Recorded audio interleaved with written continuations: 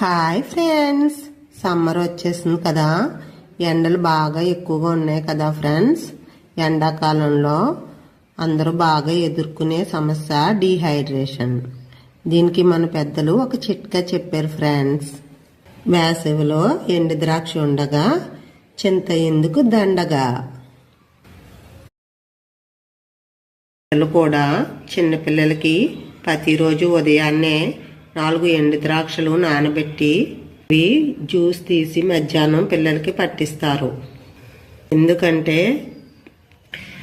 ఇది తేలిగ్గా డైజెషన్ అయ్యి పిల్లల జీర్ణశక్తిని పెంచి ఎన్నో పోషకాలు లభిస్తాయి కదా.